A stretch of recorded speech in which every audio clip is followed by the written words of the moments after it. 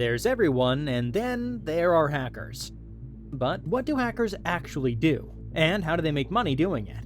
Hacking can be done in many ways and for multiple purposes. I'll go through 3 common hacking methods.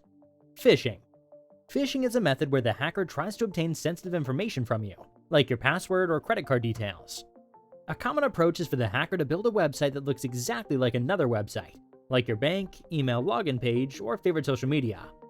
Normally, when you enter your password on a social media site, it's handled in a safe, encrypted, and secure way by them. When you enter your password at the hacker's fake site, you basically just give the hacker your password. And if he gets your password in one place, he has access to your account on any other site where you've used that same password. A real-world example is the Netflix phishing scam that took place in 2017. A widespread phishing campaign that targeted Netflix subscribers. Victims received emails claiming that their Netflix accounts were suspended and were prompted to click on a link to update their payment information. The link led to a fake Netflix login page, where the hackers captured users' login credentials and credit card details. Common ways for a hacker to make money through phishing is by stealing your credit card details, as they did with Netflix, or getting access to sensitive material, like certain photos you might have of yourself, and then blackmailing you, demanding payment, or they'll share the photos with everyone you know. Or imagine someone tricking an employee into sharing their login details for a big online store. Once they have those details, they can get a list of all the emails belonging to active customers of that store, then sell that list of emails to a rival company. In 2009, the FBI collaborated with Egyptian law enforcement agencies under the name Operation Fish Fry, where over 100 individuals got arrested for their involvement in a large-scale phishing scheme. 5 of them received more than 30 years in prison. Ransomware. Ransomware are small programs that take control over certain parts of your computer, preventing you from having access to certain files or the entire computer. A common way to get this malicious code onto your computer is by so-called drive-by downloads, meaning that when you visit the hacker's website, the website downloads and runs the ransomware program in the background, without your consent or knowledge. An example of such ransomware is what's known as the FBI virus.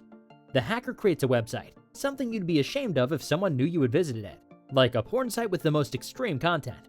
The hacker then adds this drive-by download ransomware to the website.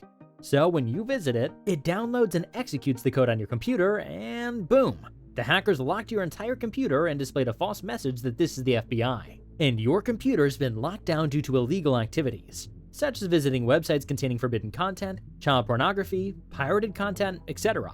You're given the option to pay your fine and regain control of your computer. Most people have no idea how to get rid of this message, and the computer can't be used for anything else until you pay. Some people believe this is the real FBI and choose to pay. Others know it's a scam, but pay to avoid getting embarrassed. Imagine you used your work laptop, and you know what kind of site you visited. It feels easier to just pay the scammers now instead of going to your boss on Monday. DDoS attack. DDoS stands for Distributed Denial of Service, and it's used to disturb or shut down access to a website or certain services, like access to a bank or servers used for online gaming.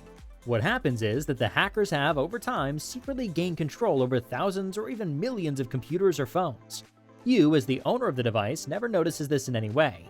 And then, at a given moment, the hacker orders all these computers to visit the same online service at the same time.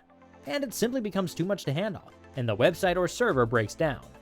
The hackers can make money by either demanding money in order to stop the attacks, as they did versus University of California in 2020, or, for example, if someone who owns an online store wants to harm their main competitor, they could pay these hackers to launch an attack that temporarily shuts down the competitor's website. This could be especially bad if it happens during December, when many online stores make a ton of money because of Christmas sales. There are a ton of ways a hacker can make money. We've gone through the most common ones: phishing, ransomware, and DDoS attacks. But there are also Trojans, man-in-the-middle attacks, SQL injections, brute force attacks, DNS spoofing, keyloggers, and so on. In the end, they're all just ways to gain access to your password or credit card in order to steal or threaten you into giving them money. But not all hacking is illegal or evil. A legal way to make money as a hacker is by being a so-called white hat hacker. It means that companies pay you to hack them in order to find vulnerabilities and improve their security. For example, Google has a program called Google Bug Hunters, where you'll earn money if you find a vulnerability in their systems. Rewards range between $100 to $31,337 depending on how severe the vulnerability is. If you're a talented white hat hacker, you can make a lot of money by participating in such programs, making yourself richer and the world safer. Hacktivism. Hackers who try to improve the world. And while their methods and actions are illegal, they're not doing it for personal gain, but for what they perceive as the greater good. An example could be to use DDoS attacks to shut down child pornography websites, an illegal attack with a good purpose. Perhaps the most famous is the group called Anonymous, engaging in various online operations to protest censorship, corruption, and perceived injustices. By some seen as heroes, and by others as dangerous people who've taken the law into their own hands. So there you have a few examples of how hackers work and how they make their money. Remember, everyone has a right to their privacy. Hacking isn't just a game, it can wreck lives and lead to serious punishment, including time behind bars. Want to know if your email's been part of a data breach? Visit haveibeenpwned.com and enter your email. Link is in the description. That's it for today. Write a comment about what subject you'd like a video about, and don't forget to like and subscribe.